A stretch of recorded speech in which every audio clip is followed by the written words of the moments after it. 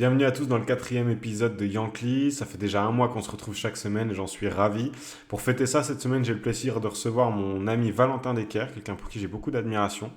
Valentin était copywriter pour Live Mentor il y a encore quelques mois. Depuis, il a quitté l'entreprise, il s'est lancé en freelance au début de l'année, donc la transition n'est pas si vieille que ça, donc c'est intéressant de l'avoir dans le podcast au moment où il est encore en train de construire son activité de freelance et il a plein de choses à nous apprendre de ce côté-là. Valentin, c'est aussi un auteur prolifique, il écrit sur Internet depuis des années, sur son blog personnel, sur les blogs d'entreprise en tant que collaborateur, etc. Il a aussi autopublié ses deux premiers livres. Je vous invite à les acheter et à les lire. Je mettrai le lien dans la description de la vidéo parce que c'est des livres qui sont hyper intéressants pour tous les créatifs et les créateurs et tous les gens qui aiment monter des projets. Donc je vous invite à les acheter et à les lire. Et enfin, Valentin, c'est aussi le créateur de Sauce Writing, qui est une initiative qui a vocation à aider les professionnels à générer des opportunités grâce à l'écriture et notamment grâce à l'écriture d'articles de référence. Donc ça prend la forme de plusieurs initiatives. Il y a des bootcamps, il y a une formation en ligne qu'il a lancée il n'y a pas longtemps. Et je vous conseille aussi d'aller y jeter un œil parce que c'est très très très quali. Donc sans plus attendre, on va parler avec Valentin du pouvoir de l'écriture comme moyen de générer des opportunités, comment il a abordé sa transition de salarié à freelance il y a quelques mois de ça, comment il a trouvé ses premiers clients, comment il a monté Sauce Writing. Donc une discussion assez longue mais hyper intéressante et je vous invite à rester jusqu'au bout parce qu'il y a vraiment beaucoup beaucoup de valeur ajoutée. C'est parti. Valentin, merci beaucoup de me rejoindre pour ce nouvel épisode de Yankee. Merci à toi Thomas, super cool. Avec plaisir. Bah, grand plaisir et je suis très content parce que ça faisait un moment que je voulais échanger avec toi à ce sujet parce que je trouve ton parcours assez intéressant. Euh, Deux aspects que je trouve intéressants dans ton parcours, c'est le fait que toi, la transition en indépendant, elle est relativement récente. Donc, tu Ouais. t'es lancé il n'y a pas très très longtemps. Et c'est surtout, ce que je trouve intéressant, c'est la manière dont tu t'es lancé et ce qui a été déclencheur un peu dans le lancement de ton activité. Et si ça te convient, j'aimerais bien qu'on commence par ça. Et j'aimerais bien que tu nous parles de ton départ de chez Live Mentor et de comment déjà tu as appréhendé la transition, toi, même psychologiquement, comment tu t'es préparé à tout ça, et puis comment tu l'as officialisé et comment tu t'es lancé. Ouais, écoute, alors moi j'ai travaillé 2 ans pour Live Mentor, qui est, une école pour entrepreneurs. J'étais dans le département marketing et donc je suis arrivé après mes études en 2017 et je suis parti en 2019, donc à la fin de l'année dernière. C'était une super école et à titre perso, tu vois, j'ai beaucoup appris. C'était ma première vraie expérience, donc tu vois vraiment ce que c'est de bosser pour une boîte. Tu vois ce que c'est, bah, de faire du marketing concrètement. Donc pour ça, c'était, super, positif.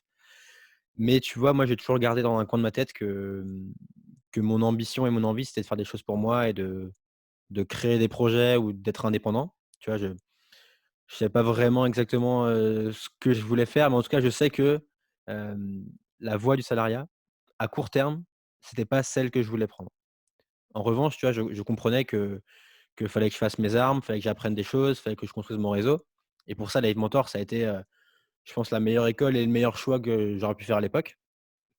Mais j'avais ce truc-là en tête de: «Putain, en fait, j'ai envie de faire mes trucs pour moi, quoi» et donc pendant les 2 ans, pendant les 2 ans, j'y pensais et j'ai beaucoup réfléchi à quand est-ce que j'allais partir, quand est-ce que comment j'allais faire la transition. Et au bout d'un moment, tu vois, c'était à l'été dernier, ça faisait donc 1 an et demi que j'étais là-bas. Je suis arrivé à un point où la frustration de ne pas avoir assez de temps sur mes projets était plus forte que, bah, le kiff que j'avais d'être chez Live Mentor Mhm. et donc du coup, je me suis dit: «OK, maintenant c'est bon, si tu annonces à Alex, donc le CEO de la boîte, maintenant que tu pars, ça te laisse plus ou moins 3 mois jusqu'à la fin de l'année, tu as un préavis de 3 mois. Tu fais une transition en douceur», parce que pour moi, c'était important que ça se passe bien, la transition et que je reste en bon terme avec Live Mentor et Alex. Mhm. Hem, donc j'ai annoncé à Alex, on devait être, début septembre lors de nos one to one, hebdomadaires qu'on faisait. Je lui ai dit que j'avais envie de partir et voler de mes propres ailes. Il l'a très bien compris parce que enfin, on en parlait ouvertement, tu vois? On en parlait ouvertement de projets entrepreneuriaux que je pouvais avoir. Ok. Donc il sentait que le moment était venu pour moi et on s'est mis d'accord pour continuer jusqu'à la fin de l'année. Et ce qui est important de dire en parallèle, c'est que, j'ai toujours écrit en parallèle de Live Mentor. Mhm. J'ai commencé avant Live Mentor et j'ai continué à publier pendant Live Mentor. J'ai même publié mon deuxième livre donc en octobre 2019 quand j'étais chez Live Mentor. Donc c'était important pour moi de rester actif et de toujours faire des choses pour que le jour où je fais cette transition, donc le jour où je pars de Live Mentor, j'ai déjà un truc qui tourne et j'arrive pas, de tout à rien et je dois tout reconstruire de zéro. Mmh. J'ai toujours eu cette réflexion de me dire: «Il faut que le jour où je parte, le jour où je pars, j'ai déjà des choses qui soient prêtes sur lesquelles je peux m'appuyer et je peux construire ma vie d'indépendant ensuite». Et évidemment, tu vois, c'était un peu angoissant de partir parce que tu passes d'un monde où tes semaines sont cadrées, tu sais ce que tu vas faire, avec qui tu vas le faire, comment tu vas le faire, pour quel prix tu vas le faire, à un Mmh. monde où, c'est hyper excitant, hein, tu as plein de possibilités, mais il faut tout reconstruire. Et donc du coup, moi, j'ai cherché à limiter les risques, à limiter ce saut dans le vide pour que cette transition, elle soit la plus fluide possible, quoi. OK. D'accord, donc bah, déjà, ouais, c'est vrai que premier point super important et qu'on a tendance à minimiser et tu vois, j'en parle, volontiers parce que moi, ça a été un peu la même chose. C'est-à-dire que je quitte mon taf, je repars sur un truc, pour le coup, en plus, même pas dans le même domaine d'activité à l'époque Ouais. et j'ai peut-être pas saisi l'opportunité ou j'ai pas su le faire ou je voyais pas comment le faire et j'ai pas eu cette réflexion-là que toi, tu as pu avoir, de construire des choses en amont et de poser des jalons, de montrer que tu existais indépendamment de ton statut chez Live Mentor. Donc moi, pour le coup, je suis vraiment reparti de zéro et puis ça a été toute, une période un peu d'inertie où tu sors les rames et tu reprends les trucs et tu commences à créer du contenu et à essayer d'être identifié euh, voilà, dans tes nouvelles activités. Donc ça, je trouve ça hyper smart d'avoir eu ce raisonnement-là, de te dire, bon, bah, en plus, il n'y a rien qui m'en empêche. Personne ne va me dire, putain, mec, c'est pas terrible, pourquoi tu communiques là-dessus, etc. Enfin, comment tu. Donc, ça, c'est cool. Je ne sais pas si, d'ailleurs, ça a été. La philosophie Live Mentor a aidé de ce côté-là, parce que tu pouvais le faire de manière assez décomplexée et sans avoir peur d'être jugé ou du regard des autres sur ton lieu de travail. Je ne sais pas si c'est un truc qui a pu t'influencer dans la manière que tu as eu de. Ouais, c'est une bonne réflexion parce que c'est pas évident pour tout le monde Mmh. et et je sais qu'il y a plein de gens qui ont peur de faire des choses à côté du travail et c'est des questions parfois que je reçois en me disant: «Mais comment est-ce que, mon employeur va le prendre?» et cetera. Et c'est vrai qu'il y a des employeurs qui je pense qui l'auraient mal pris ou qui auraient dit: «Mais tu es pas investi dans ton travail, pourquoi tu fais ça? Pourquoi Ouais. tu passes du temps, à côté en plus?» Moi, je me dis j'ai toujours dans ma tête, peut-être que c'est un peu naïf, mais je me suis toujours dit, «C'est ce que je fais en dehors de mon travail». Et pour moi, tant que ça et pour le coup, j'ai toujours été très vigilant à ce que ça n'empiète pas sur mon travail Mmh. et j'ai toujours, fixé des barrières, assez strictes par rapport à ça, tu vois? Mais tant que tu le fais sur ton temps de week-end ou de soir ou le matin, pour moi, en soi, il y a pas de problème et tant que tu fais pas concurrence à ta boîte, Ouais, évidemment. bien sûr. Ouais. Hem, donc tu vois, je l'ai fait dès le début de manière assez décomplexée, et j'ai eu de la chance aussi parce que Alex était très ouvert par rapport à ça aussi. Anaïs également, qui est la DG de Livementor, était aussi, ouverte par rapport à ça et je pense qu'ils ont été assez intelligents pour comprendre que, hem, si je construis ma marque perso en tant que Valentin Decker, Mmh. elle va forcément être associée à Livementor et Livementor va aussi rayonner au passage, tu vois? Mmh. Et et je me souviens qu'avec, Alex, on avait souvent ces discussions en disant, «Comment est-ce qu'on peut développer la marque perso d'autres personnes de Livementor?» OK. Et que chacun existe au-delà de «je suis salarié de Livementor», mais que chacun ait son petit jardin, son écosystème et tu le vois très bien avec, Kylian aujourd'hui qui Bien sûr, développe, ouais. ses projets, qui fait son podcast, sa chaîne YouTube et cetera. Et ça, Alex l'encourage beaucoup et plus que l'encourager, tu vois? Il aide, il n'hésite pas à donner des conseils, à donner de soi et à partager également, tout ce Mmh. qu'il apprend et donc ça a été important et je pense qu'effectivement ça m'a encouragé, ça m'a conforté dans mon envie de créer en parallèle, hem et parce qu'au final, quand tu y réfléchis, c'est un jeu où les 2 sont gagnants, tu vois? Live Mentor, en termes de marque employeur, bénéficie du fait que, bah, elle aide ses employés à s'épanouir en dehors du travail et Bien avoir sûr, ouais. d'autres activités et la personne, bah, enfin moi, j'étais super content de pouvoir faire mes choses à côté, tu vois? Et Mmh. même pour moi, c'était pas négociable de pas pouvoir faire mes choses à côté, quoi. Mmh. Moi, Ouais, non, mais si une boîte n'accepte pas qu'à côté j'écris ou je fasse des vidéos ou je fasse, un projet, c'est quelque part que ça va pas, tu vois? ouais. Et c'est un signal pour me dire: «C'est pas une bonne boîte pour moi». OK. Ouais, non, hyper intéressant. Je vais revenir un petit peu plus tard sur donc l'instant T, le moment de la transition, donc où tu dis ça y est, Live Mentor, c'est fini, je me lance. Mais ce dont tu viens de parler là, ça me fait penser à un article que tu as écrit il y a quelque temps sur les projets, l'art des projets. Mmh. Dire que voilà, on sort un peu de l'ère des diplômes pour rentrer dans l'ère des projets. Je pense que des boîtes comme Live Mentor, entre autres, y contribuent vachement. Et je trouve que ça fait assez écho un peu à cette philosophie-là que tu as eue de te dire, bah, tout ce que je peux planter comme graines en amont, à côté de mon activité de salarié, c'est autant de choses qui vont venir nourrir, mon cheminement personnel, c'est-à-dire qui vont m'aider, moi, à déjà préciser peut-être ce que je veux faire aussi. Parce que, tu vois, quand tu démarres, tu sais que tu as envie de voler de tes propres ailes et d'être en indépendant, mais tu ne sais pas forcément comment t'y prendre tout de suite. Donc, d'essayer différentes choses, peut te permettre déjà de préciser un peu ton projet, de monter en compétence sur différents trucs, voire même d'asseoir une expertise et une légitimité en amont du moment où tu te lances et puis de contribuer un peu voilà, à dire bah, je suis compétent pour ça, ça, ça, parce que je l'ai fait pour tel et tel projet. Quoi. Est-ce que tu peux éventuellement. Ouais.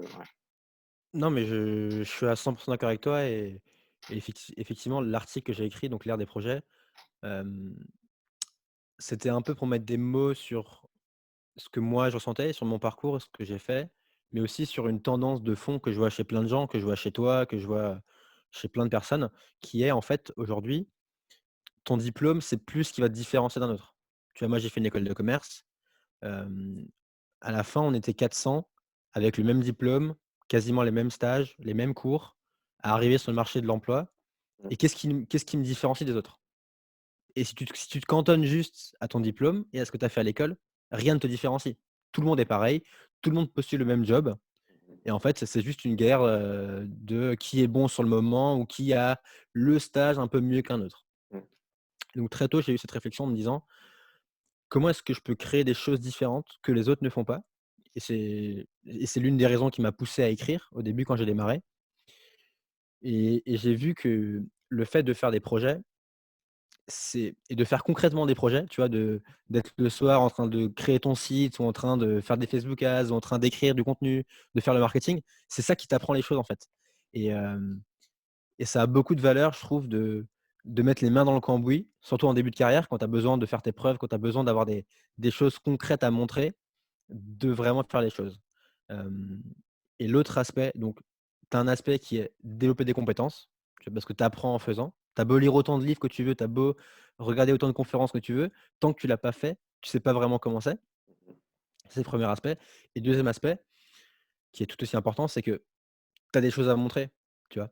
Moi, quand j'ai postulé chez Live Mentor pour le poste de copywriter à l'époque, hem, j'avais, je sais pas, peut-être, 50 articles à envoyer à Alex. «Regarde, j'ai écrit ça, j'ai écrit ça, j'ai écrit ça, j'ai écrit ça» et du coup, il voyait heu, que par rapport à d'autres gens qui disaient: «Je veux écrire pour vous», mhm. moi, j'avais déjà 50 textes à montrer, tu vois? Et donc de Ouais. base, ça me différenciait de tous les autres candidats et du coup, je pense que ça a joué un rôle important dans le fait que j'ai été pris et pas d'autres personnes, tu vois? Hem et ça, c'est pareil pour tout, tu vois? Si tu postules pour un job de développeur, bah, montre une application, montre un site que tu as fait, tu vois? Mm. Et et par rapport à un mec qui aura juste un diplôme de développeur, tu vois, l'écart, il sera colossal entre toi. Bien sûr. Et parce Ouais. que non seulement tu montres que tu apprends des choses, que tu fais des choses, mais que, tu prends l'initiative, tu attends pas qu'on te dise quoi faire, tu tu pas à y aller et ça, c'est des qualités qui sont hyper importantes aujourd'hui, tu vois? Où on attend plus seulement de toi que tu exécutes ce qu'on te demande de faire, mais que tu prennes l'initiative, que tu as des idées, que tu sois créatif.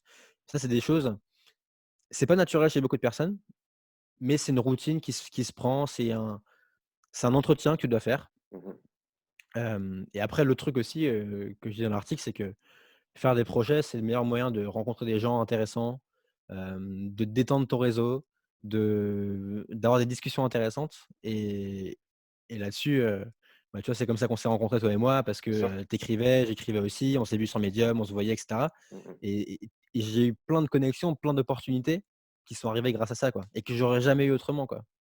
Et donc, alors, on vient d'aborder le point, la transition, enfin, ton expérience chez la Mentor, la fin de ton expérience chez la Mentor. Comment tu as pensé toute cette expérience-là pour te permettre de poser les bases au moment où tu vas te lancer? je voulais qu'on parle des projets parce que je pense que c'est hyper important et parce qu'on on en a parlé sous l'angle de quelqu'un qui est salarié dans une entreprise. Mais je pense que le raisonnement est le même pour des freelances qui essaient de développer leur activité. C'est-à-dire que je pense que tu dis j'ai lancé des projets pour réussir à me distinguer, à me démarquer de la concurrence et des 400 personnes qui ont été diplômées comme moi le même jour, avec le même diplôme, le même parcours, les mêmes stages. Je pense que la problématique est la même pour les indépendants, parce que le but de Yankee, et on va revenir là-dessus dans la suite de la discussion, mais le but de Yankee, c'est d'aider les gens et dont on revient en échange sur la manière dont les indépendants ont trouvé leurs premiers clients. Et je pense que Ouais. c'est important pour moi qu'on parle de ce truc de projet, parce que je pense que c'est un raisonnement qui peut aussi aider les freelances qui se lancent, qui n'ont pas le portfolio avec les 12 clients avec lesquels ils ont déjà bossé, mais qui pourront avoir leur projet, les trucs qu'ils ont montés à côté et qui va leur permettre à un moment, quand ils vont aller démarcher quelqu'un, ou quand ils vont discuter avec leur premier client, de dire bah ouais, je sais le faire parce que j'ai fait ça, j'ai fait ça, j'ai fait ça. Tu vois. Et c'est pour ça Ouais, que je voulais qu'on aborde cette question-là aussi. je te rejoins complètement et c'est vrai que je parlais des salariés, mais ça s'applique aussi très bien aux freelance et quand tu es en freelance, surtout au début, tu as beaucoup un rôle d'exécutant. Tu Mm, fais des Facebook ads, tu écris des articles et donc tu es tout le temps dans la tête dans le guidon et paradoxalement, tu vois, tu prends moins le temps de te former, tu prends moins de temps de t'ouvrir à d'autres choses. Alors que quand tu es salarié, tu vois d'autres choses dans ta boîte, tu vois? Ta boîte évolue, donc tu évolues avec. Quand tu es freelance, tu es dans une posture où tu fais non-stop des articles de blog et ouais, tu sors jamais la tête du truc et jamais tu élargis ta palette de compétences. Et justement, le fait de faire des projets, c'est très utile pour ça. Et, mmh et et ouais, je te rejoins, que ce soit en freelance ou pour un job, le meilleur, surtout en marketing, en tech, en design, mm, montre des choses. mm, Montre des choses, montre ce que tu sais faire et c'est ça qui va te permettre, d'avoir du levier, d'avoir des jobs, d'avoir des missions, quoi. carrément. Donc, revenons à je crois que c'était en janvier. Je crois que c'est en janvier que tu as publié ton article où tu fais un peu le bilan de tes 2 ans passés chez Live Mentor. Et je crois que cet article il a été assez déterminant dans cette phase de transition et dans tes débuts en tant qu'indépendant et comment tu as trouvé tes premiers clients. Est-ce que tu peux nous en parler? Ouais, encore une fois, j'ai j'ai bien préparé la transition et donc, je me suis dit, hem: «J'ai envie de mettre un point final sur mon expérience de 2 ans chez Live Mentor». Mm, J'ai envie déjà de remercier tout le monde, de montrer de la gratitude par rapport à cette expérience que j'ai eue et qui m'a beaucoup appris et j'avais envie de rien que pour ça, c'était cool de l'écrire, tu vois? Juste pour dire, «Merci Alex, merci Anaïs, merci toute l'équipe». mhm, Hem, mais je comprenais aussi l'enjeu qu'il y avait pour moi à titre perso, qui était de me dire: «Cet article, il faut que je m'en sers pour attirer des missions à moi et pour faire levier sur ça». En fait, c'est con de faire 2 ans chez Live Mentor, d'avoir appris autant de trucs, mhm. mais de pas en parler, de passer à autre chose tout de suite, tu vois? Ouais. Je me suis dit: «Il faut que je prenne le temps de marquer tout ce que j'ai appris, les projets sur lesquels j'ai eu la chance de bosser, hem, tout ce que j'ai fait et que j'aurais pas pu faire autrement». Mhm, C'était important pour moi de le partager, parce que je savais que ça allait intéresser d'autres boîtes potentiellement du même secteur, tu vois? Et hem et donc en fait, tu vois, j'ai tourné mon article en disant, «Voilà, c'est fini, merci tout le monde, voilà tout ce que j'ai appris, voilà tout ce que j'ai fait». Et à la mhm, fin, tu vois, je explique que je suis freelance maintenant et que j'accompagne, des startups, qui ont plus ou moins le même profil que Live Mentor dans leur marketing de contenu. mhm, Et et mon article, tu vois, je l'ai pensé en me disant: «Est-ce que si un fondateur ou un CMO de startup me lit, il va se dire: "Putain, j'ai envie de bosser avec ce mec-là, quoi"». Et du coup, bah, je donne des chiffres, je donne des faits, je partage des cas concrets sur lesquels j'ai bossé mhm, pour donner envie, encore une fois, à ces CMO, à ces fondateurs de se dire: «OK, il faut que je contacte ce mec-là, quoi». Et du coup, effectivement, il m'a permis de trouver mes premières missions en freelance. Tu vois, il y a eu pas mal de boîtes qui m'ont contacté suite à cet article, et il a été important, ouais, dans la transition, et justement dans les premiers clients que j'ai pu avoir en freelance, quoi. mhm. Ouais.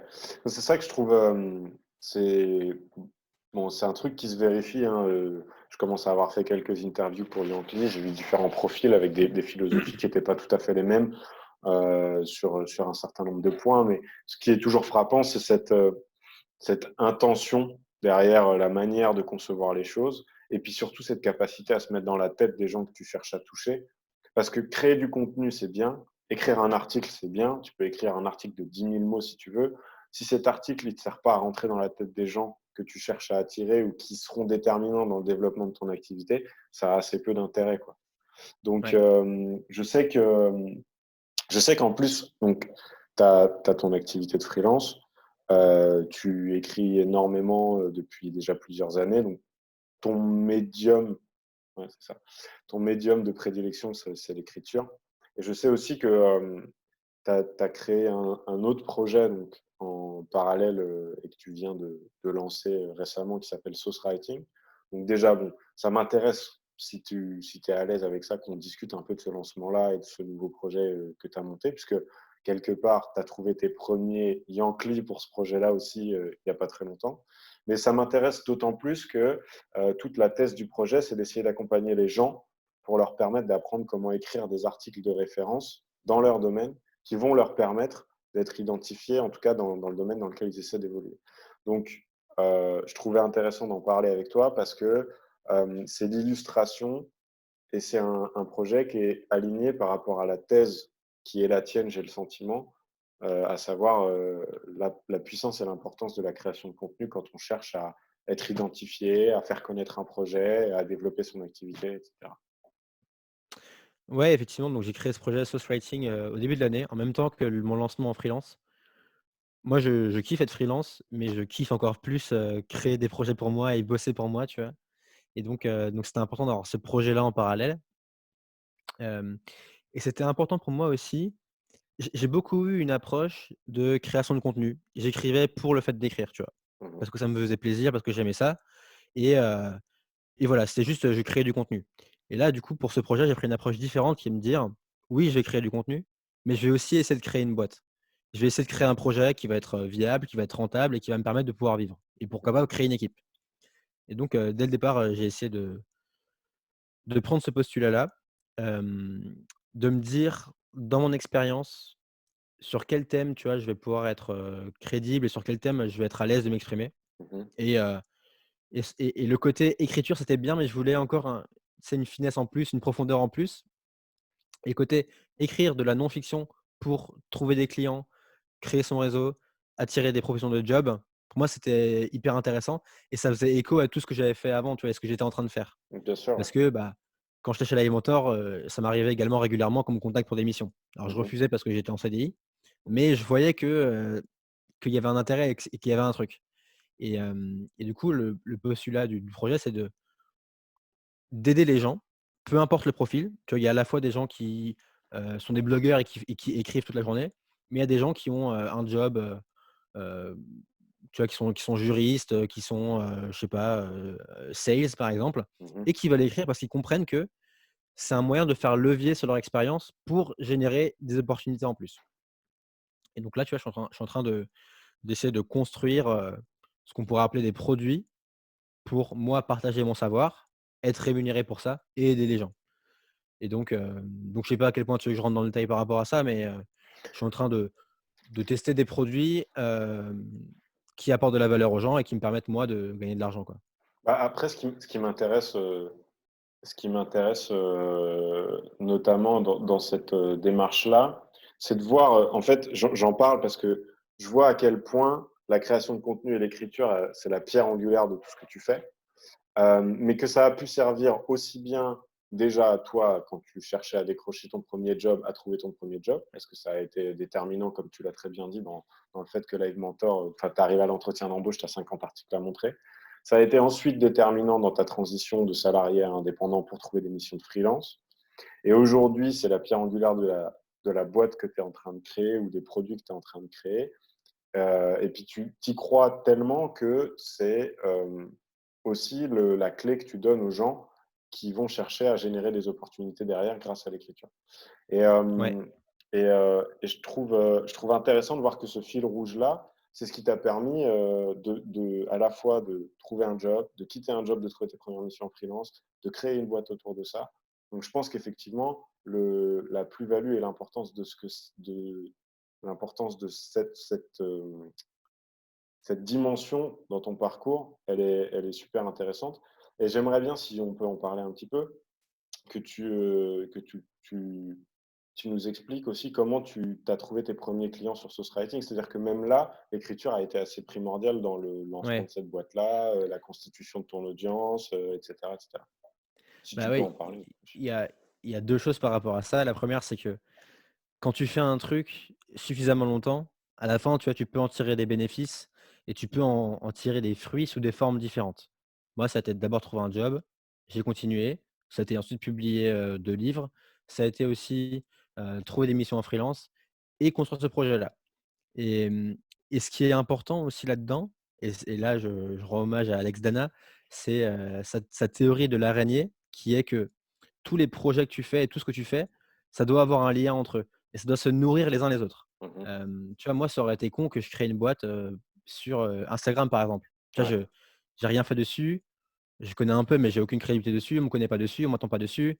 Hem, Tu vois, ça aurait été bête, en fait, parce que j'aurais reconstruit de zéro dans un domaine différent. mmh, Alors que sur l'écriture, ça faisait 5 ans que j'écrivais et c'était cohérent de le décliner sous des formes différentes, mais chaque branche de l'araignée, tu vois, ouais, se nourrissent mutuellement complètement. et au final, les articles que j'écris pour Socialwriting m'aident aussi à trouver des clients en freelance et souvent le freelance, ça me donne des billes pour, Socialwriting et du coup, tu vois, c'est hyper Tout intéressant. s'alimente, Et quoi, ouais, ouais, il y a des synergies qui sont cool à créer mmh. et du coup, bah, en fait, mes premiers clients sur Socialwriting, ça a été assez similaire à mes clients en freelance. Hem, J'avais déjà construit une liste email depuis pas mal de temps à titre perso, Mmh. qui m'a permis de trouver des clients en freelance. Donc j'ai diffusé mon article sur Live Mentor, mais qui m'a permis aussi d'annoncer mon nouveau projet, tu vois? Sauce Writing et donc ce qui fait que, bah, il y a des gens qui m'ont suivi sur ce projet-là et ces gens-là sont devenus mes clients, tu vois? Mmh. Donc au final, je pense que j'ai réussi à créer une relation avec des gens depuis maintenant plusieurs mois, plusieurs années. Ils lisent mes articles, tu vois? On échange parfois par email, par téléphone et en fait, on a créé un lien de confiance et le jour où je sors un truc, ils Mmh. se disent: «Ah OK, Valentin, je le connais, c'est intéressant ce qu'il fait, j'aime bien son approche, je vais jeter un œil à son produit» OK. et tu vois, Ouais. c'est une relation qui s'est bâtie dans le temps et je pense que si j'avais pas écrit d'article avant de lancer le projet Source Writing, je pense que ça Ouais, aurait pas peut-être marché, tu vois? le lancement aurait pas du tout eu le même retentissement, c'est sûr, c'est sûr. Donc tu accompagnes des gens, ça m'intéresse un peu qu'on échange là-dessus. Tu accompagnes des gens pour les aider justement à apprendre comment écrire pour se démarquer, comment écrire pour générer des opportunités. J'ai vu passer quelques réalisations des gens que tu accompagnes. Il y a eu quelques d'ailleurs beaux succès. Je crois qu'il y a des gens qui ont été repris par des grosses publications en ligne, et cetera. Donc félicitations pour ça. Est-ce que tu as donc tu as toute une méthodologie autour de ça, mais pour les gens qui, par exemple, nous écoutent aujourd'hui et décideraient, hem, de se dire: «OK, l'écriture, c'est un médium qui me parle. Je pense qu'effectivement, moi aussi, je peux générer des opportunités grâce à ça. Je lance mon activité en indépendant ou j'ai une activité qui tourne, mais je veux la développer». À part leur dire de s'inscrire, à Sauce Writing et de suivre ta formation, qu'est-ce qu'on peut leur donner comme petits tips, déjà pour les aider à appréhender un peu mieux cet outil-là? Moi, l'approche que j'ai, c'est de dire qu'aujourd'hui, il y a de plus en plus de contenu. On en voit partout sur LinkedIn, sur Facebook, sur Twitter. C'est très bien, mais ça veut dire qu'en tant qu'auteur, il faut que tu te démarques et tu peux plus juste faire un article banal de 500-700 mots, en parlant d'un sujet, et en restant, global. Mmh. Donc moi la 1re chose que je dis alors moi j'organise des bootcamps, donc en fait l'idée c'est, je prends 5 entre 5 et 7 auteurs et en 10 jours, le but c'est que chacun publie un article de 2 000 mots OK. et j'anime des sessions en direct, pendant les 10 jours et dans la première session, la première chose que je dis c'est que il faut essayer d'être 10 fois plus ambitieux que tout le monde. Tu prends tu as une idée d'article, OK, c'est super et maintenant demande-toi, qu'est-ce qu'il faut que tu fasses pour qu'elle soit 10 fois plus ambitieuse? Est-ce qu'il OK. faut que tu la traites d'un angle complètement différent? Plus difficile, plus exigeant, plus rigoureux, mais qui va te permettre de démarquer? Est-ce qu'il faut que tu rajoutes des interviews de personnes, références dans leur domaine? Mmh mh. Est-ce qu'il faut que tu creuses un point particulier? Est-ce qu'il faut que tu fasses des recherches précises sur un point? En tout cas, je leur demande, faites l'exercice, mental de vous dire: «Mon sujet, comment est-ce que je le rends 10 fois meilleur?» Et OK. il sera pas 10 fois meilleur, il sera peut-être que 2 fois meilleur, mais ce sera déjà un très bon point. Mmh. Moi, l'autre conviction forte que j'ai, c'est que, il y aura toujours un marché pour du contenu long format de qualité et hem et du coup, moi, j'incite vraiment les gens à se dire, plutôt que de faire, 3 articles de 500 mots, fais un putain de truc de 2 000 mots, 3 000 mots Mmh mh. et plutôt que de passer 10 heures à faire 5 articles, passe 10 heures à faire un seul article et encore une fois, rends-le 10 fois plus ambitieux. Ensuite, les autres réflexions que je pousse les gens à avoir, c'est de se demander, avec cet article-là, quel levier tu veux générer? Qu'est-ce que cet article doit t'apporter? Tu vois? Si tu es freelance, ton article, il doit t'apporter des missions en freelance. Mmh. Donc, qui est-ce qui doit lire ton article? Qui est le lecteur type qui va te lire? Et donc, dans le cas de freelance, c'est des CMO de start-up ou des fondateurs de start-up, enfin, en fonction de ta cible. Ça Ouais, peut bien être, sûr, ouais.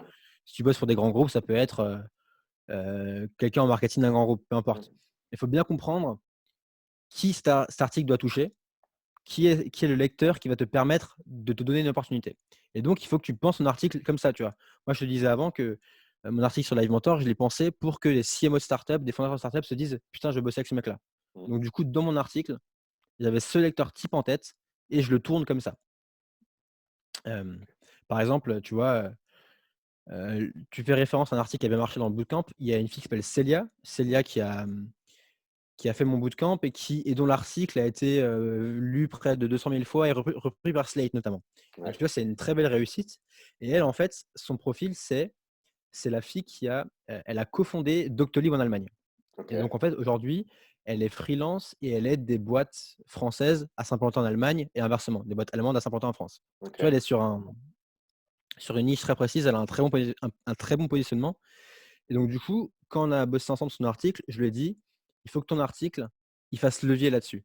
Il faut que ton article, ton lecteur cible, c'est le CEO d'une boîte française, une belle startup qui veut aller en Allemagne et qui veut des contacts, qui veut quelqu'un qui l'aide à s'implanter en Allemagne.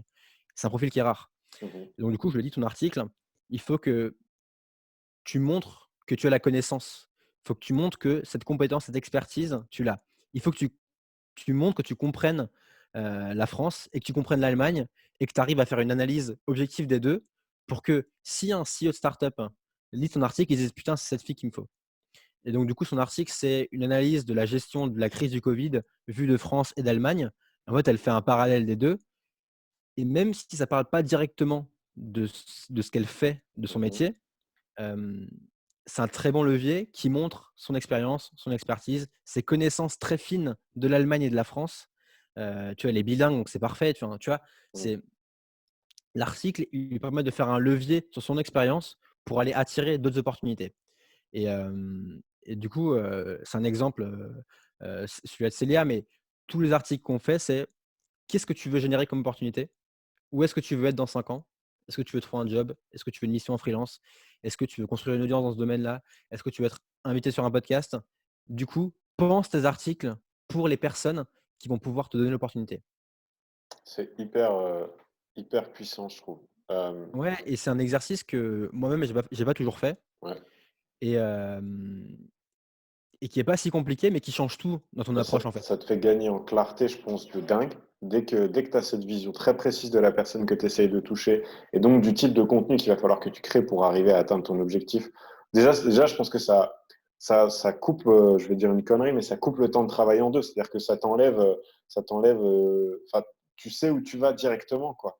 Donc tu perds pas ton temps à faire des recherches qui sont pas pertinentes. Tu vois, tu as une idée très précise de ce que tu veux. Ouais. Donc c'est vrai que ce que je retiens de ça, c'est entre guillemets «commencer avec la fin en tête». Quel est l'objectif final? Et après tu rembobines, tu déroules et tu reprends le truc au début. Une exigence, folle mais nécessaire parce qu'on vit à une époque où, on est saturé de contenu et c'est vrai. Et je pense que c'est un peu le gros problème de beaucoup de gens. Quand je vois il y a beaucoup de nous, tu sais, on accompagne et on coach, des entrepreneurs avec mes associés, assez régulièrement. Et c'est vrai que quand on parle de création de contenu, spontanément, les gens qui, se sont jamais intéressés à ce sujet-là ou qui se lancent, vont avoir tendance à aller regarder ce qui se fait à droite, ce qui se fait à gauche et à se dire: «OK, bah, machin fait ça, je vais faire plus ou moins la même version, enfin ma version à moi de ce que font X et Y», tu vois? Sans se rendre compte qu'en faisant ça, ils se retrouvent de noyés dans un tas de posts LinkedIn, un peu, pseudo bien-pensants, machin. Ou alors c'est des gens qui souvent se contentent de faire, «Ouais, ouais, je crée du contenu, j'ai relayé l'actualité de mon entreprise sur LinkedIn, j'ai fait un post là-dessus», et qui se rendent pas compte qu'en fait non, si tu veux avoir de l'impact et si tu veux toucher les gens et si tu veux avoir une opportunité d'attirer l'attention sur ce que tu fais, bah, ouais, il faut aller plus loin que ça, en fait. Tu peux pas te contenter du minimum syndical, c'est fini, en fait. Ouais et après, c'est dur aussi, hein, c'est dur quand tu as une boîte, de Ouais, te bien dire, sûr. «OK, là, je je vais écrire des très bons articles. Donc, c'est un sujet qu'il faut prendre au sérieux. Et, Mais et encore une fois, je pense que la qualité paye toujours, tu vois. ouais, ouais. Et puis c'est surtout que, en fait, je pense que l'engagement que ça implique, il est difficile à prendre quand tu mesures pas ce que ça peut avoir comme résultat. Mais quand tu vois cette personne, Célia, dont tu parlais, qui publie un article, qui est relayé par Slate, qui est vu de... Enfin, je veux dire, c'est pas comme si elle était contributrice régulière, qu'elle avait déjà écrit pour des publications comme ça, que ça faisait 2 ans qu'elle écrivait en ligne sur ce sujet-là. Voilà, c'est un truc bien pensé, calibré pour un objectif précis, et après Ouais. bien exécuté, quoi. Et, Mais et ce qui est ouf, c'est que en plus, Célia, 2 jours après, elle a rencontré le CEO d'une grosse start-up française qui va s'implanter en Allemagne, tu vois? Et en fait, l'article, il l'a fait mouche. Et alors ça, c'est un exemple qui est pour le coup, qui a cartonné. Mais, il y en a d'autres, tu vois, à plus petite échelle où, l'article que les gens ont écrit leur ont généré d'opportunités. Parce hmm, qu'ils ont pris le temps de se dire, «OK, comment est-ce que j'essaie de faire un article très bon? Comment est-ce que, comment est-ce que je le pense pour qu'il construise ma crédibilité dans ce domaine-là?» Ça, c'est hyper ouais, important. ouais. Est-ce que, une question que je me posais quand tu accompagnes les gens, parce que alors il y a des gens qui sont auteurs, rédacteurs, voilà, qui ont déjà écrit, enfin, on l'est tous entre guillemets plus ou moins à un moment ou un autre, ne serait-ce que pendant ses études supérieures, tu vois? Mais il y a aussi plein de gens qui, parce que ça fait pas du tout partie de leur quotidien et de leurs tâches, sont peut-être moins familiers avec les codes, les plateformes, la manière de s'y prendre. Est-ce que tu essayes de faire un peu un audit des forces, des faiblesses, des atouts que peuvent avoir chacune des personnes que tu accompagnes dans ton bootcamp pour essayer de les aider à tabler un peu sur, toujours dans l'objectif de servir, ce but qu'elles se sont fixés, mais d'essayer de tabler sur ce qui fait leur point fort, et cetera. Comment tu as ce travail-là un peu, ou c'est Alors tu donnes un cadre de travail et puis après les gens se l'approprient et ils alors, la majorité des gens qui suivent le bootcamp, c'est pas des blogueurs, c'est pas des gens qui écrivent régulièrement. mmh mh. Donc, je dirais que le profil qui revient souvent, c'est, j'ai un taf ou je suis freelance, j'ai une expérience, j'ai une expertise métier et j'aimerais la valoriser dans mes articles. Ouais, Et du coup, c'est souvent le premier ou le 2e article qu'ils écrivent. Donc effectivement, c'est une cible qui est différente de gens qui écrivent régulièrement. Ensuite, moi, l'approche que j'ai, c'est en 10 jours, c'est dur de faire un audit complet de la personne, tu vois? ouais, bien sûr. Donc je le fais pas. Par contre, moi, il y a en gros il y a 2 grands piliers au bootcamp. Le premier, c'est que d'abord, je partage toutes mes méthodes. Donc en gros, je décortique, un article, donc la phase comment tu trouves une idée, comment tu trouves un plan, comment tu fais la rédaction, comment tu le relis, comment tu fais le marketing, comment tu le partages. Mmh mh. Tout ça, je décortique, les étapes et je partage toutes les méthodes que moi j'utilise. Donc ça donne un cadre sur lequel ils pourront travailler.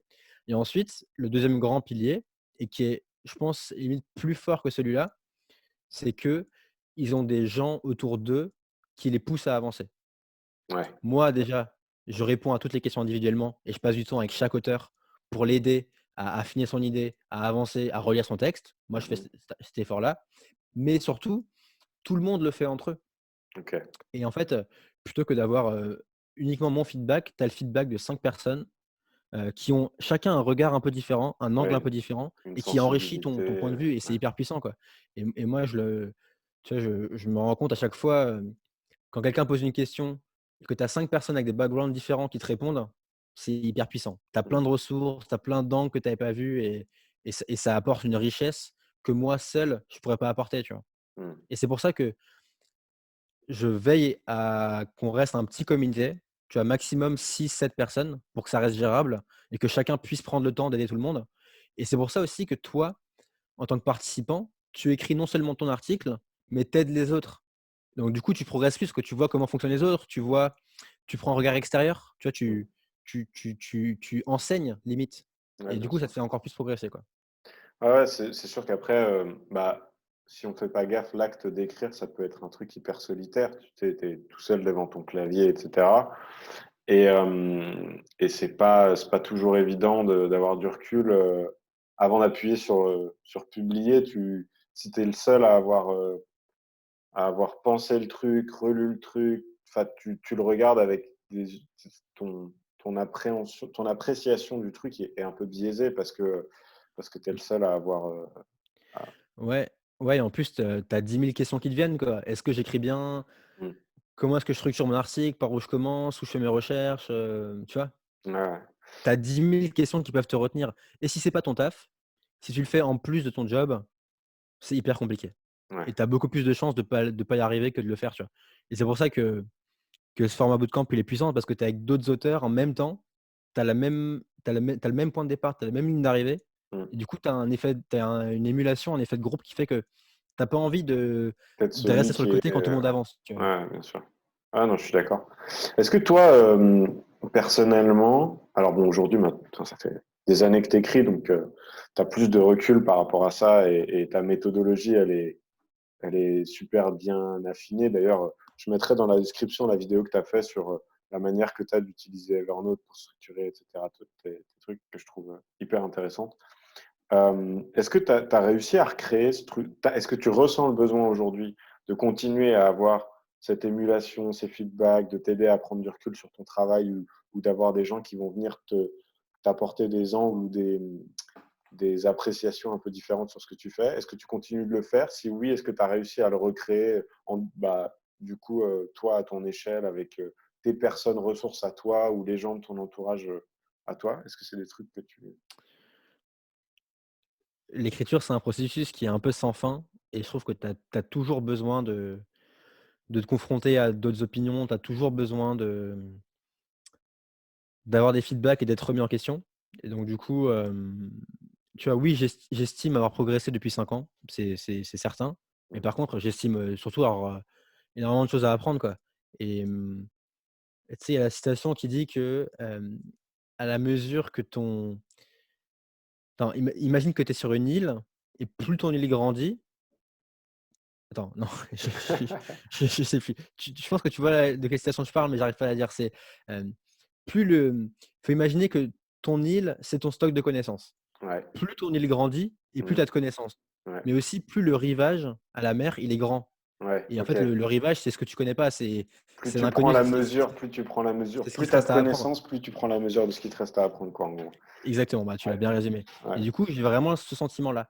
J'ai le sentiment hem que si je veux encore passer des paliers supérieurs, il faut que je me confronte à des textes différents, il faut que je me challenge, que je trouve des moyens de toujours progresser, quoi. Et là, du coup, dans les articles, que je publie actuellement, j'essaie toujours de chercher des sujets différents, de les traiter de manière différente, de, mmh, de prendre des angles que je prenais pas avant, Mmh. de le faire relire à d'autres personnes aussi, Ouais. parce que c'est ce qui me fait progresser, quoi. Et et le jour où je trouve où tu arrêtes de te remettre en question, tu progresses plus. Non, c'est Et sûr. et peu importe ton niveau, que tu sois, je pense, Proust, Hemingway ou Valentin ou un débutant, tu as toujours besoin de gens, qui te font progresser, quoi. Et et c'est hyper Et important. ouais, et du coup, ça appelle une question que je voulais te poser aussi, c'est, comment tu comment tu deals avec, l'appréhension que tu peux avoir, parce que nous, on le voit, il y a aussi plein de gens qui, ne créent pas de contenu parce que, bah, elles ont un peu peur de pas réussir à créer quelque chose d'original, peur de pas réussir à se démarquer de la concurrence, peur d'être jugé aussi, la difficulté à gérer les feedbacks, tu vois? Des choses comme ça. Est-ce que toi, tu as trouvé des moyens un peu de comment dire? Ouais, de De le surmonter. de le surmonter, ouais, de le gérer? Non, mais c'est clair que c'est un sujet qui est hyper important et c'est un sujet, que j'aborde dans mon livre parce que, tu as beau vouloir créer, si tu es paralysé par la peur, par le doute, tu le feras jamais Mmh. et c'est effectivement, c'est hyper flippant au début. Moi, je me rappelle mes premiers articles, j'étais terrorisé, quoi. Je me disais que tout le monde allait se foutre de ma gueule, que, j'allais être un paria, qu'on allait se moquer de moi, qu'on allait se tourner vers moi dans la rue et tout. Mais on me disait: «Mais tu fais quoi? Tu es nul et tout, arrête, arrête d'écrire, tu es nul» et et je pense que c'est un muscle, tu vois? C'est un muscle qui se travaille et plus tu publies et plus tu t'y entraînes et tu deviens endurci et moins tu Mmh. ressens la peur de ce truc-là et mais moi, en tout cas, ce que j'ai observé au début, quand j'ai publié mes premiers articles, j'ai remarqué 2 choses. La première, c'est que globalement, les gens s'en foutent, tu vois? Ce que tu fais, les gens s'en foutent. Ils te regardent même pas, Mmh. on est tous centrés sur nous-mêmes et on regarde pas ce que font les autres. Et tu vois, tu le vois passer 2 secondes sur Facebook ou sur LinkedIn et Ouais. tu vois, tu t'en fous. Et les quelques personnes qui s'en foutent pas, bah, en fait, elles sont plutôt contentes pour toi, elles sont plutôt positives, elles t'encouragent. Et, heu, et c'est souvent des gens qui osent pas franchir le pas elles-mêmes et qui te regardent un peu en disant: «Ah ouais, putain, il a réussi, j'aimerais bien faire comme lui, quoi». Mmh. Et une fois que tu as compris ça, tu te rends compte que tu peux y aller et que enfin, ça te galvanise, quoi. Mmh. Et et après il y a enfin, c'est con, mais il y a tous ces trucs-là de, enfin, tu vis pour toi, quoi, pas pour les autres. C'est sûr, c'est sûr. Et il faut arriver à se détacher du regard des autres et faire, et faire, et faire ce que tu as envie de le faire, enfin, voilà, quoi. Mais je pense que ça disparaît jamais vraiment. Tu as toujours ce Ouais. truc-là de se dire: «Qu'est-ce qu'ils vont en penser? Est-ce que ça va être assez bien et tout?» Mais tu t'y habitues, en fait, Ça fait partie du d'une des processus, ouais. nombreuses formes que prend la résistance, chère à notre ami Steven Pressfield. Parce que je sais Je on a tous les 2 lu, notamment je les son ai là. voilà, ils sont là. Des très, très bonnes lectures qu'on conseille à tous les créatifs d'une manière générale, mais en particulier aux Oui. gens qui veulent écrire, qui font un peu partie des bouquins de référence, pour tous les apprentis auteurs de ce monde. Hem, je voulais alors donc on a parlé de l'avant, Live Mentor, on a parlé de la transition, le jour où tu décides de te lancer, la manière que tu as d'appréhender le truc, les outils que tu as choisi d'utiliser pour te lancer et cetera. On a parlé donc de ton activité de freelance, mais on a aussi parlé de sauce writing, on a parlé de ce que tu apprends aux gens que tu accompagnes. Donc il y a plein, plein de choses qui se sont passées là, pendant les 5-6 mois qui viennent de s'écouler pour toi. Ouais. Hem, à la différence de d'autres invités qu'on a pu avoir, comme Romain ou Thomas qui ont un petit peu plus de recul sur les évolutions de leur activité, où j'ai pu leur poser la question de savoir, OK, tu as ton premier client, puis tu as tous les clients que tu trouves après. Toi, ça va plus être sous l'angle un peu c'est de la prospective. Est-ce que tu penses concevoir le développement de ton activité à l'avenir comme tu l'as toujours fait jusqu'ici en t'appuyant sur la création de contenu, sur, des contenus longs, de qualité, exigeants, originaux, qui cherchent à se démarquer de ce que font les gens? Tu continues de t'appuyer là-dessus? C'est quelque chose pour l'instant, ça t'a plutôt bien réussi. Est-ce que c'est quelque chose que tu vas continuer à faire dans l'avenir? Ouais, évidemment. Et je trouve que, enfin, je suis pas du tout allé aussi loin que j'aimerais aller, donc évidemment que c'est une approche, un angle que je veux continuer à creuser. Mmh. Comme je te l'ai dit avant, j'ai le sentiment d'avoir encore, 1000 choses à apprendre et plein de progrès à faire. Et là, mes réflexions, c'est comment je me challenge pour continuer à écrire des articles plus exigeants, plus complexes, différents, des styles d'articles que j'ai pas encore écrits, que je connais pas. Mmh. Et oui, c'est toutes ces réflexions-là que j'ai. En tout cas, l'approche globale que tu as résumée, qui est du contenu exigeant, long format, de qualité, avec des trucs des articles que tu lis pas en français, en fait. Mmh. Tu vois, moi, je veux écrire le genre d'article qu'on trouve, sur Twitter ou sur le New Yorker ou des trucs en anglais, tu dis: «Putain, mais c'est une bombe et il y a pas ça en français» et moi, je veux Ouais, écrire ça, tu vois? ouais. Ouais, bah, après, je sais qu'on a plein de références en commun et beaucoup d'auteurs qu'on admire tous les 2.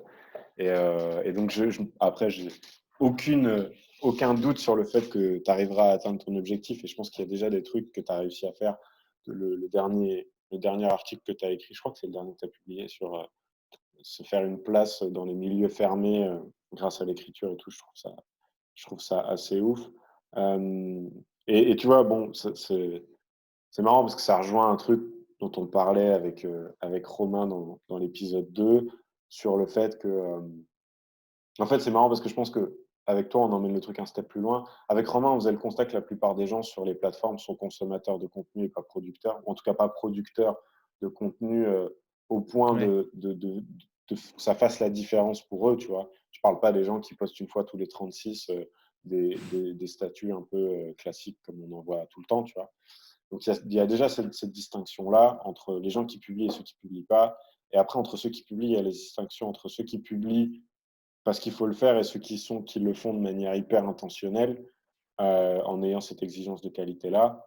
Et tu vois, Romain avait un peu la même réflexion, il disait: «Le contenu de référence business est en anglais». Bon, après je sais que nous on parle plus dans ton cas de non-fiction et pas forcément de contenu 100% business.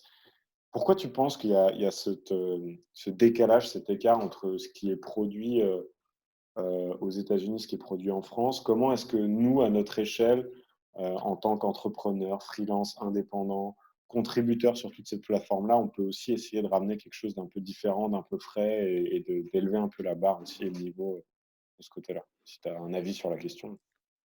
Bah, je pense que la réponse, elle est mathématique, tu vois? Il y a quoi? Il y a peut-être, 100 millions de francophones dans le monde, Ouais, alors que des gens qui parlent anglais, potentiellement dans toute la planète, quoi. ouais, Donc heu, donc il y a ce truc-là, il y a ce truc que les bons contenus viennent des États-Unis, mais pas seulement. ouais. Mais, tu vois, si tu es un Indien, si tu es un Asiatique, si tu es un je sais pas, un Espagnol et que tu veux que ton contenu ait de la résonance, que tu as vraiment écrit un truc excellent, tu l'écris en anglais, Ouais, parce que bien le sûr. marché est beaucoup plus grand. Ouais, Et donc je pense qu'il y a juste, il y a cette raison-là. Hem, Également parce que tout ce dont on parle niveau business, eh bien ça prend quand même racine dans la Silicon Valley. mmh, Donc tu vois, c'est les gens qui font du contenu pour les gens d'abord qui sont également là-bas et donc forcément c'est en anglais. mmh. Mais nous, ça nous vient parce qu'on s'intéresse aussi Ouais, c'est et donc l'écosystème dans lequel on évolue qui fait que ouais. voilà mais je pense qu'on va dans le bon sens parce qu'il y a de plus en plus de gens qui créent du contenu donc forcément, plus il y a de monde qui fait un truc et plus, le niveau demandé est exigeant et Ouais. donc je pense qu'on a juste, du retard sur ce qu'ils font, mais un retard qui est normal parce que, bah, ils sont beaucoup plus nombreux que nous. L'anglais, c'est une langue, comprise mondialement, Mmh. hem et ton plafond, Et il est infini quand tu écris en anglais. et est-ce que tu crois pas qu'il y a un truc, un côté moi je le vois personnellement dans ce que je fais, dans le contenu que j'écris. Eux, ils ont ce truc très décomplexé, ils assument tout, toutes leurs idées, y compris les plus «farfelues» entre guillemets et ils ont pas peur d'avoir des thèses qui peuvent être un peu à contre-courant ou en tout cas de dire les choses de manière assez péremptoire. Là où moi, alors après c'est peut-être juste moi, mais j'ai le sentiment quand j'écris un truc que des fois, bah, il faut que je l'enrobe, tu vois? Faut pas que je sois trop clivant, faut tu vois? J'ai j'ai ce truc un peu, même si j'essaye de m'en affranchir au maximum, mais c'est pas évident dans un contexte, comme le nôtre, je trouve, de sortir un peu de et de pas avoir peur de dire les choses ou d'aller en frontal, contre, bah, voilà, les idées les plus répandues ou les id tu vois, les lieux communs, les clichés et d'aller, se confronter à ces trucs-là. Parce que, Ouais, ouais, bah, c'est vrai qu'il y a ce truc d'éducation qui t'encourage plutôt à tendre vers la moyenne que plutôt vers le côté exceptionnel, tu vois? Tu as envie de te conformer plutôt que d'être différent et c'est mmh normal mh. et peut-être qu'en France, c'est un peu exacerbé. Après, j'ai pas non plus envie de tomber dans le French bashing, tu vois? En disant, Non, bien sûr, «Ah ouais. les Américains sont super et nous on est des cons en France». Parce que c'est pas vrai et je pense qu'en fait, tu as des Français aussi qui vont dans ce sens-là et qui n'hésitent pas à affirmer ce qu'ils veulent. Mmh. Hem Et tu vois, si tu lis Seth Godin, qui parle beaucoup d'éducation, qui parle beaucoup de ces sujets-là, qui parle beaucoup du fait de pas chercher à être dans la moyenne et de se différencier, d'être clivant et cetera. Lui, il parle de son expérience qui est des Américains Ouais, et bien tu as plein sûr. d'Américains qui sont comme ça aussi, tu vois? Mmh. Et C'est vrai que ce qui nous arrive, ce qui nous parvient, c'est ceux qui se font entendre le plus, globalement, tu vois? Pour 1 ou 2 auteurs, qui arrivent à écrire des articles longs avec des thèses hyper poussées, hyper clivantes, il y en a sans ouais, doute aussi, des milliers, des dizaines de milliers qui sortent pas du ouais, lot. mais je suis d'accord pour dire qu'il y a certainement une question d'éducation et qu'en France, en tout cas, que les Américains sont peut-être un peu plus expressifs, sont plus, dans le show et cetera. Ça, je suis d'accord avec ça. Hem, mais tu vois, je veux pas non plus, bâcher la France et je veux pas non plus, alimenter ce cliché, tu vois? Mmh mh. Je pense qu'il y a des Américains qui sont également, qui tendent v entre guillemets, hein, faut vraiment prendre avec des pincettes, mais qui tendent à être plus, comme les autres. Mmh. Mais en France, on a également des gens qui sont clivants et cetera. Ouais, bien sûr. Et Ouais, non, non, tu as raison, tu as raison. je pense que le fait d'être clivant aussi, c'est aussi quelque chose que tu acquiers avec l'expérience. Au début, mec, quand tu sors d'école ou quand tu as 25 ans, c'est dur d'avoir un point de vue tranché sur le monde, tu vois? Bien sûr. Parce Ouais, qu'en ouais. réalité, tu l'as pas, tu as rien vécu, tu connais rien. Par contre, quand tu as 40 ans, quand tu as créé 2 boîtes, quand tu en as vendu une, planté une autre, là, tu peux te dire: «OK, j'ai vu des choses J'ai et des je peux trucs me à dire, là, raconter, dans quoi. mon article, je suis tranché, quoi». Après, je sais qu'on en avait déjà parlé, je me souviens d'une discussion, qu'on avait eue dans un métro parisien il y a quelques mois et où, on parlait de notre ami, Ryan Holiday et où je te racontais l'anecdote, le fait que j'avais réussi à avoir une réponse de sa part un jour à un mail Ouais. que je lui avais envoyé et où je lui demandais un conseil, ce qu'il conseillerait à un jeune auteur, qui a vraiment envie, de se faire une place dans ce milieu, qui est pas toujours évident. Et il disait, bah, va vivre des trucs, quoi. Pour avoir des trucs à raconter, il faut avoir vécu des choses. Et le meilleur moyen, mais c'est marrant parce que sans le vouloir, on boucle un peu la boucle, hein, on en revient à ça, monte des projets, fais des trucs, casse-toi la gueule, cartonne.